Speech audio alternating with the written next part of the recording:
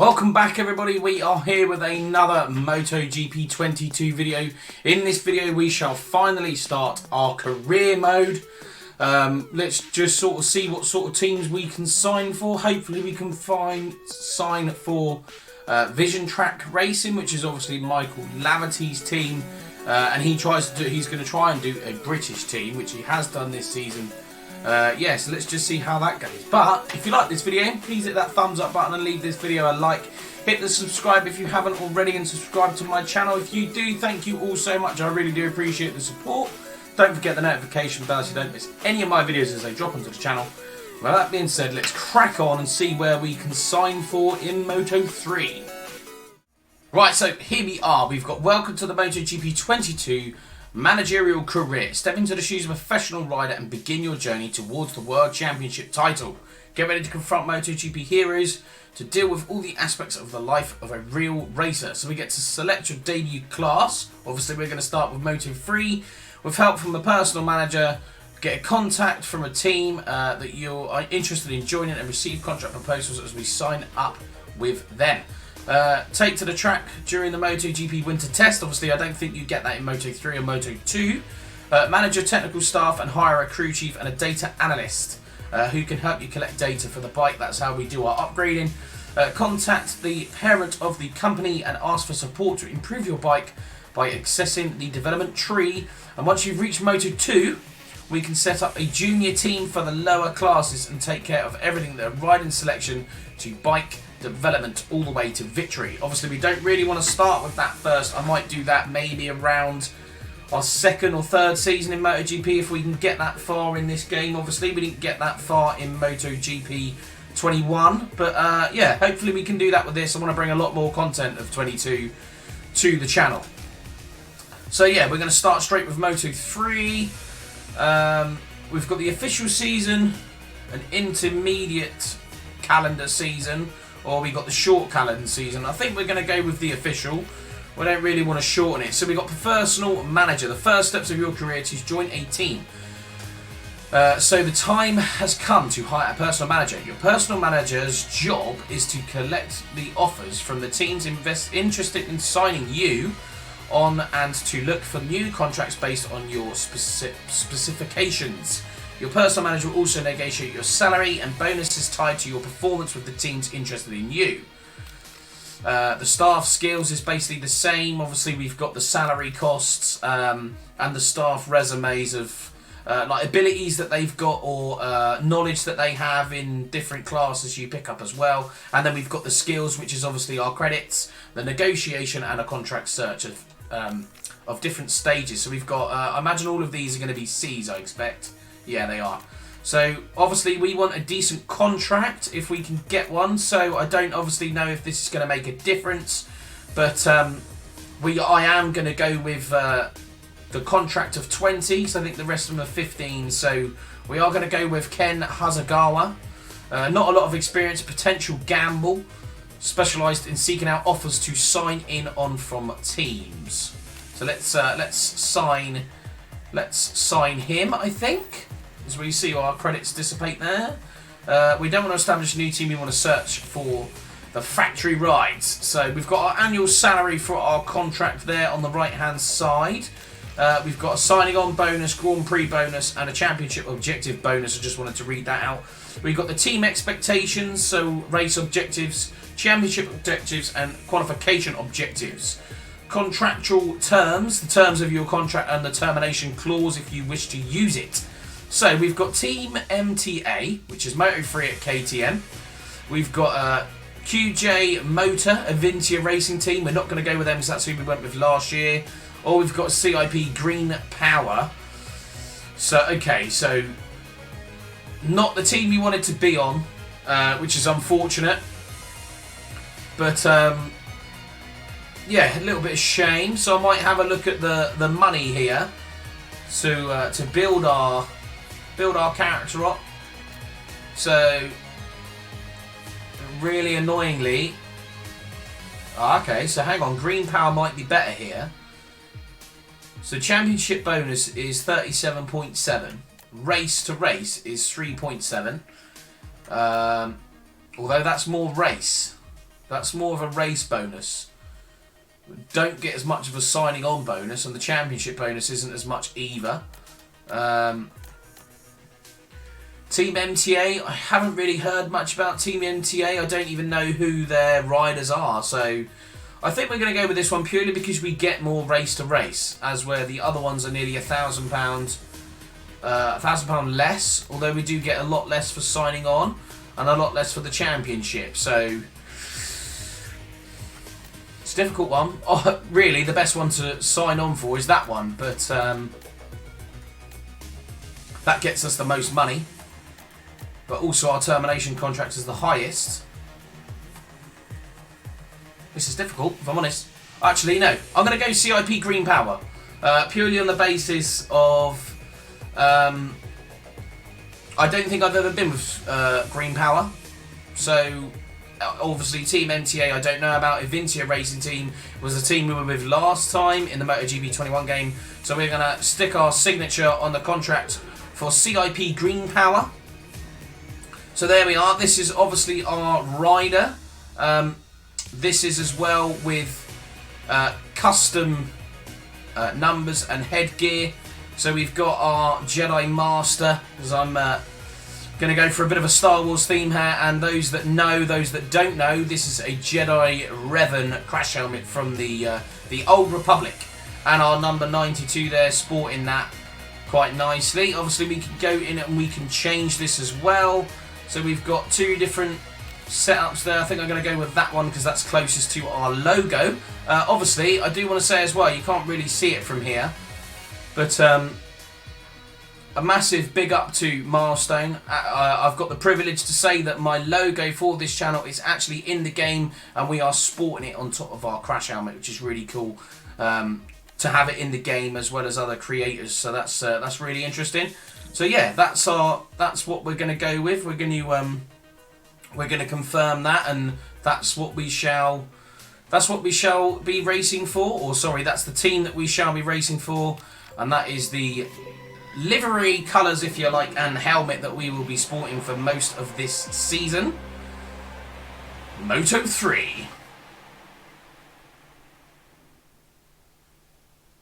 Also, I am happy. Actually, we'll just cut that because here we go in the main bit. We get to see our team. There we go. I was going to say, it's a bit dark. Can't really see anything.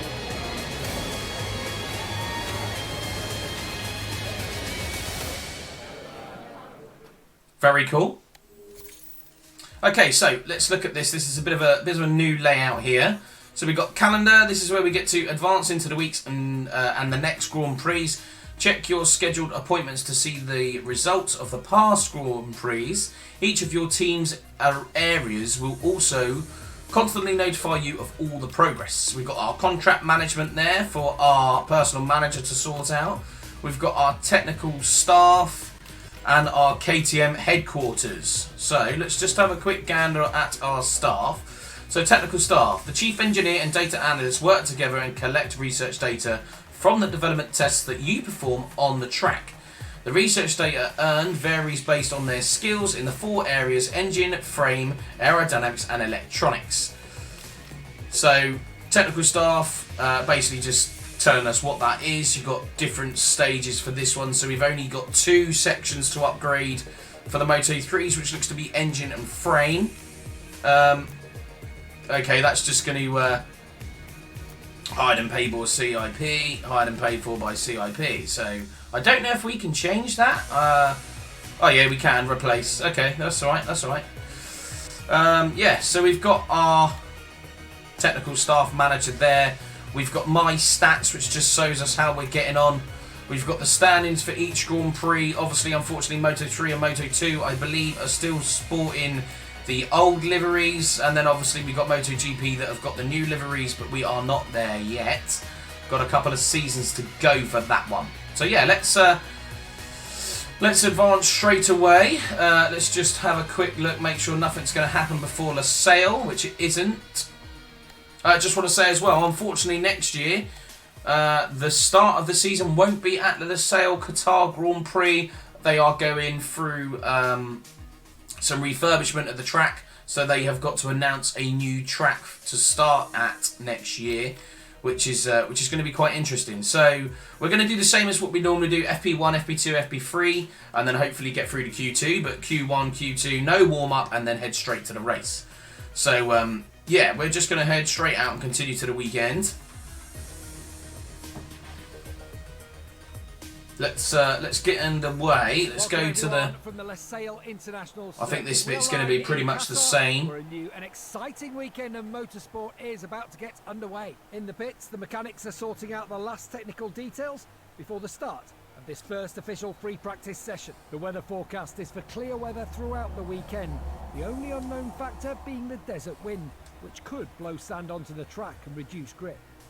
Yeah, pretty much the same as what it was in MotoGP 21. So, development tests. The technical staff will suggest a series of development tests to collect research data at the beginning of every weekend. The development tests are always active and can be faced anytime you want. But be careful with those that require completion of specific sessions. During the time sessions, you can go to the dedicated page and choose which to show on your HUD, so you can check progress on track. The times achieved are also valid for the session's leaderboard. Okay.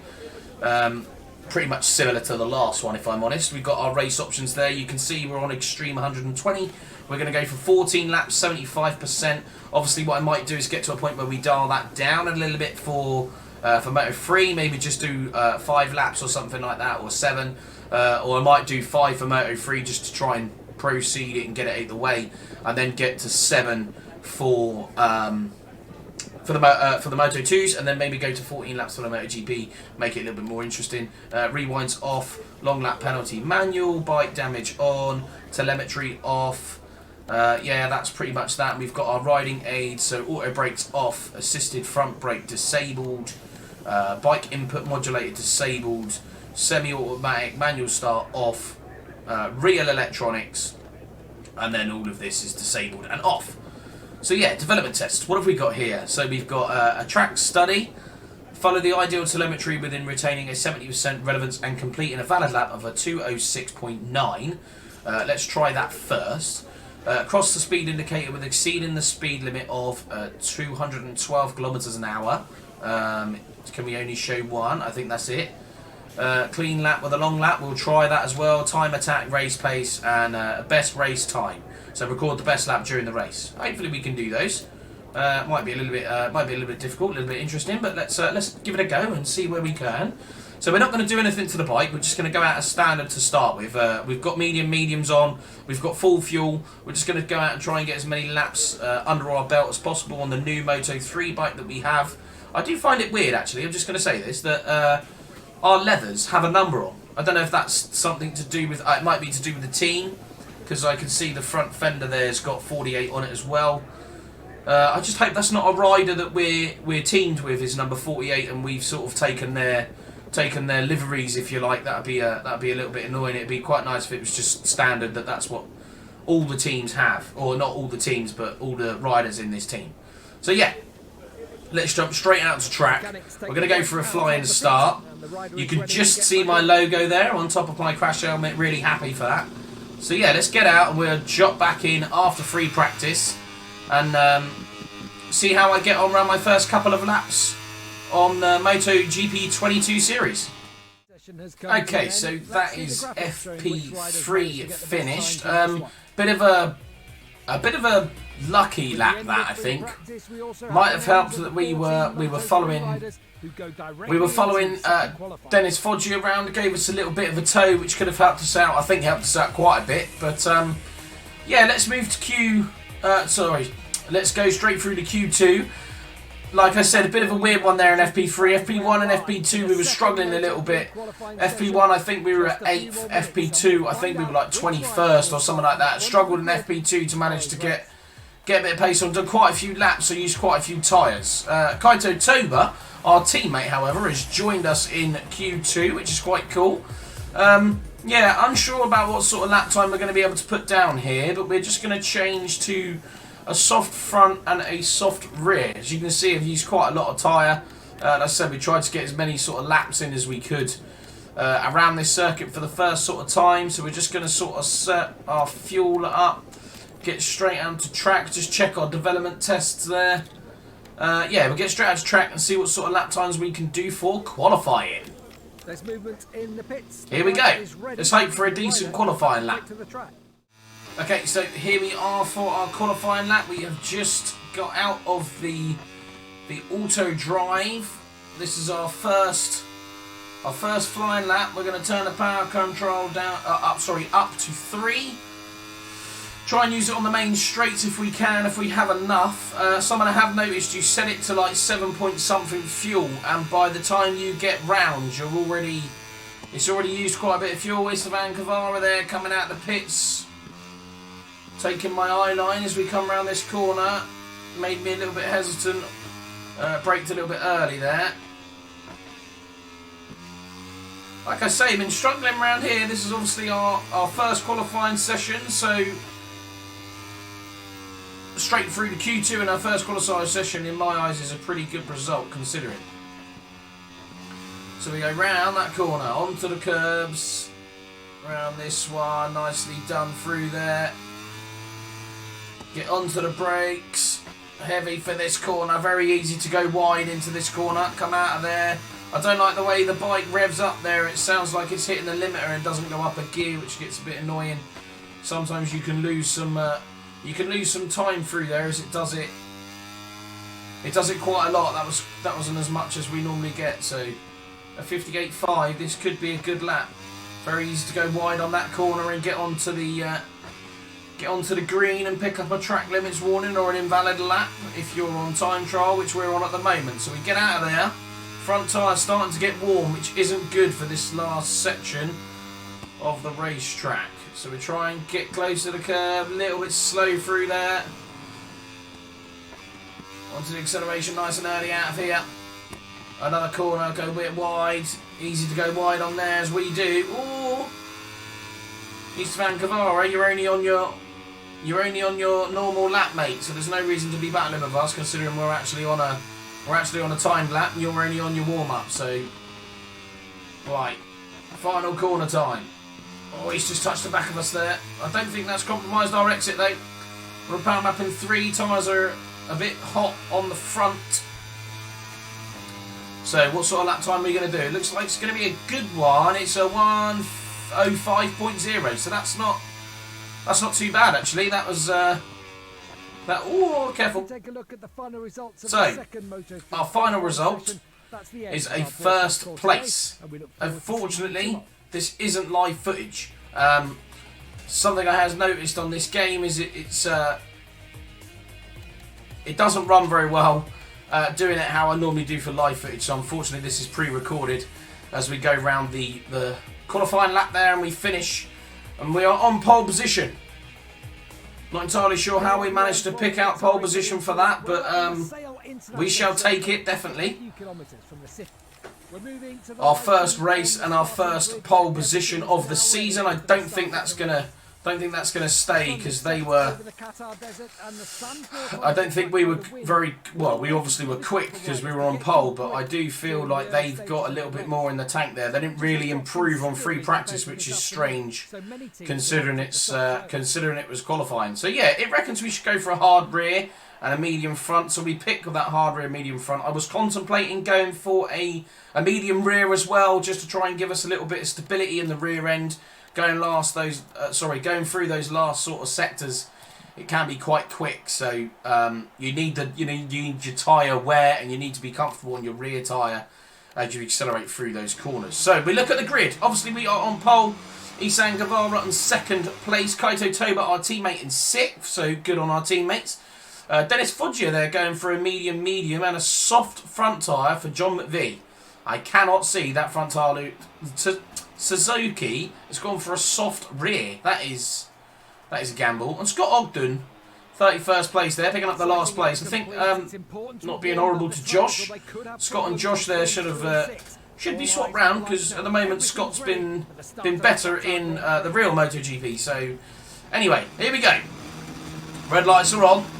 As soon as the lights are out, we are starting our first Grand Prix. Something I did notice as well is it looks like that I haven't got the clutch button enabled, so I need to try and find that and enable that because we like to have the clutch there and trying to release it bang on the lights, get us our most quickest start that we can, rather than the AI doing it for us. So we are currently into turn 2. Whoa, Izan Guevara there, coming quite close to the rear of our bike. We don't want him to take us out, really. But free practice, race pace. Race pace isn't brilliant. It's not. I don't think it's race winning capable, if you like. But I think we're up there. We're up there quite high with some of the riders. I just don't think we're going to be able to hold. We're not going to be able to hold a pace when the tyres drop off. When as soon as that front tyre gets a little bit worn, it's quite hard to. Makes it a little bit more tricky to hold the positions, brake when you want to brake. You do have to sort of manage that front tyre as much as you can. And the earlier places of this race, but we are 0.3 in front of Guevara at the moment. Hopefully we can maintain that, but I don't think we're going to. But let's just see. We've got 5 laps to do. We are nearly at the end of the first lap. This is the section of the track where I said you needed that grip on the rear tyre, which I think going for a hard was a bit of a gamble. But we shall see. Obviously it did say that the track was hotter, so maybe that will pay dividends. Right, we go to power lap 3 down here. Izan Guevara's got the run on us coming into the final corner. Can we maintain first place? No, we're not. We're going to go wide, but we're going to try and get the cut back on him. We haven't got the acceleration out of the corner. Do we have the top speeds to pass him? No, we don't. We're both on KTMs though. A little bit of slipstream coming into effect there, and that was basically level as we crossed the line. That is Xavi Artigas coming to join the party as we go incredibly wide there. A mistake means Artigas goes in front. Izan Guevara pushing us onto the paintwork, which means he will go in front of us as well. We're going to try a bit of a block pass, not a block pass, but we're going to try and block Messia there. But unfortunately I contacted Guevara, and that's run us out onto the track limits. And now we're down to 4th, so not a great start to the second lap for us here. We're being beaten up a little bit as we decide to, sorry about that, as we decide to beat up Messia. We get a little bit of a block coming out of that corner as Dennis Foggia comes into the party.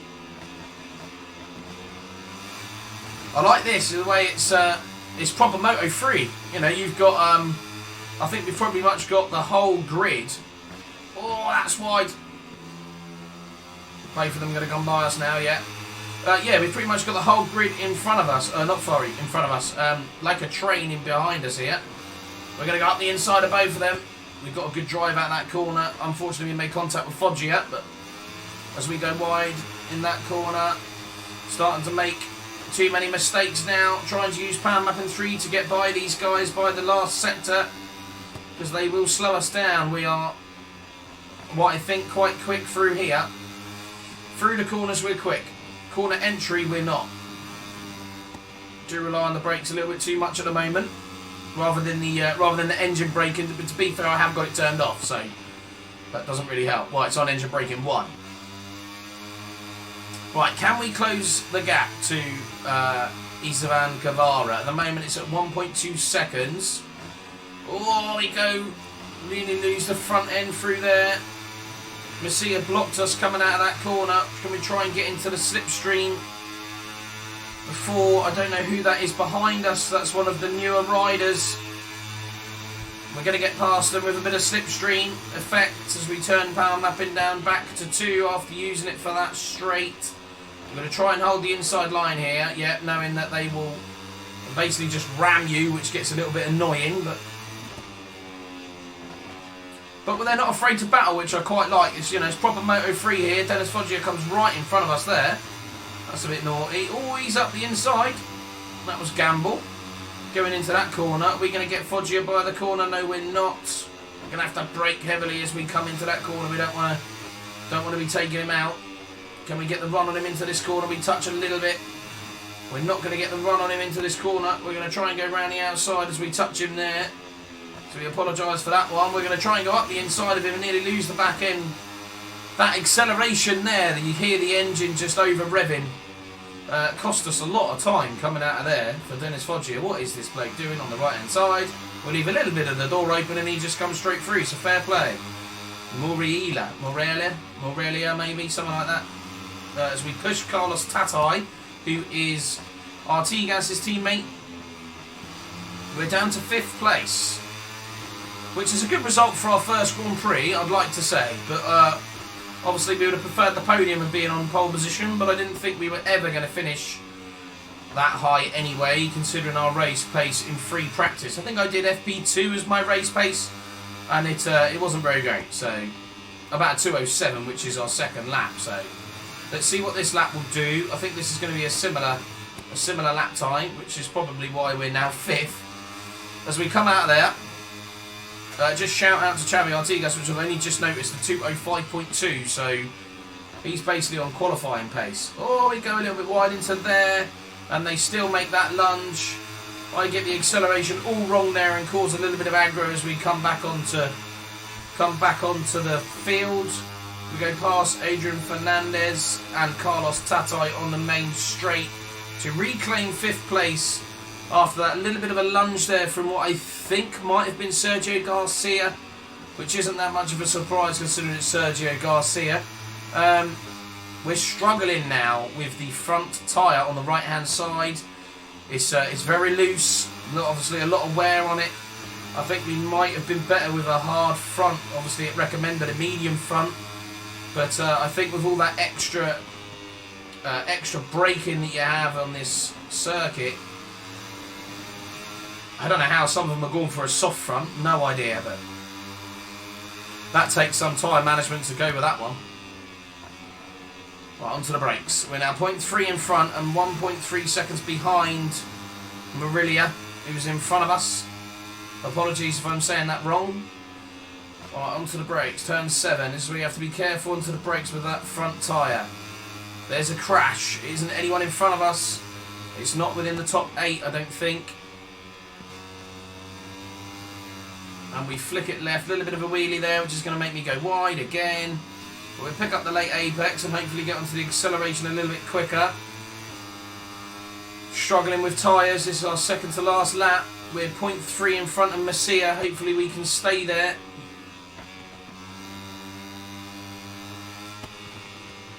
Easy going round turn 13 here. This is the sector where you have to have that rear tyre. Front tyre isn't much of a problem until you get to the... that was very minimal contact there with the green. But we still got the track limits warning, which is quite cool because that's more realistic. Obviously with the updated... Oh, just being careful through here. Oh, we get collected there by Masia. A complete lunge. Oh, it's John McVie. Hello, John. Yeah, with the updated curbs this year, with the pressers on them and the sensors to tell when a rider does go over onto the green, I suppose that didn't benefit us that time round, as we picked up a second track limits warning. As we get the bike a little bit squirrely into there, it's going to send us wide.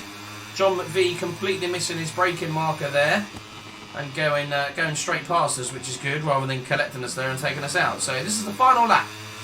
And we have got Jauriel Masia attacking us here as he goes straight across the curb there. He's trying to push us off the racing line there and push me onto the curbs under braking, which wouldn't have been good. We're going to try our hardest. We leave the door open, but we want to pick up that late apex to get the acceleration as we come down into this corner. Heavy braking. Go into the acceleration nice and early. That was good through there, I'm happy with that. Right, same again, onto the brakes. Cut the inside line off. Left a little bit of door open there, but I think he was a little bit too far back. We got good acceleration out of this corner as well. That was good cornering, like that. Onto the brakes. Don't go too wide. Yeah, like that. Jarvis here's gone by us. There's Tatai Suzuki as well. He's coming through. John McVie right behind him. Can we get back up the inside of these two as we come into the... Oh, it's a bit of a lunge. We make it though. Come into the third sector here. They are right behind us. They want to get as many points as they can in the first race of the season as well. Qatar Suzuki right behind us there, contacting our rear wheel. That's going to slow us down slightly. Oh, going to go a bit wide, touching the curb there. Qatar Suzuki's gone by us. Is Jarmasi going to do the same? We've got to take the gamble. Easy on that front tyre though. We're going to push him wide.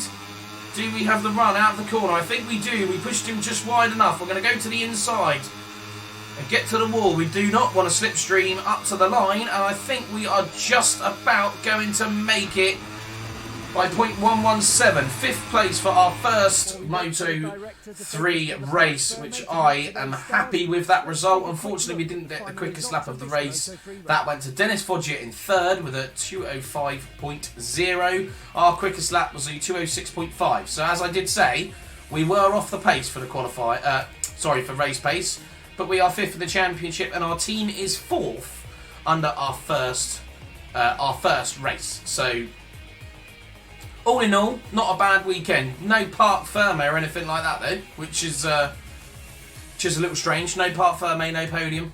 I don't think you got podium for Moto3 or Moto2, but I'm sure you definitely had parc ferme, so that's a little bit disappointed there, if I'm honest. A little bit disappointed that there's no parc ferme for Moto3 or Moto2. Hopefully it will come in an update soon, as well as the updated liveries. But yeah, so we got the VIP multiplier bonus as well this year, which is good.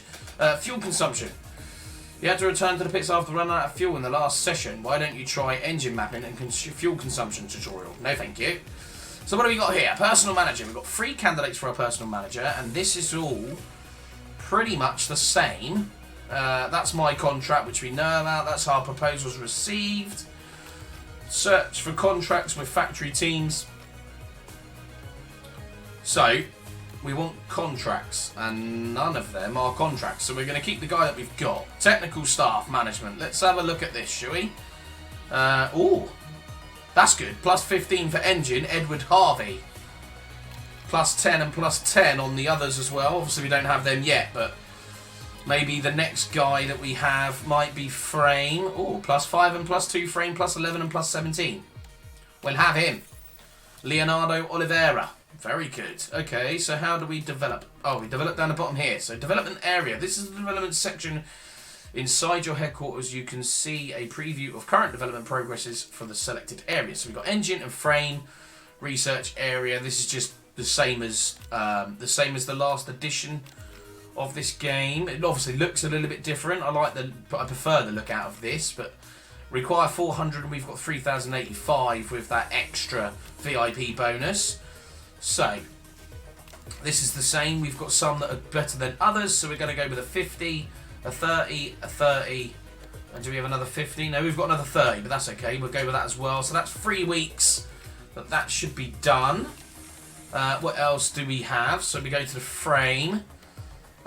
We've got a 50 that are not in engine, so we'll take him. We've got a 30, a 30, and a 30 that are all free. Okay, so that works out quite well. So let's develop those. Right, so we're starting the development on our KTN 250. So yeah, that's good. We shall advance to the next circuit, which is the Indonesian Grand Prix. Oh wow, contract management 23.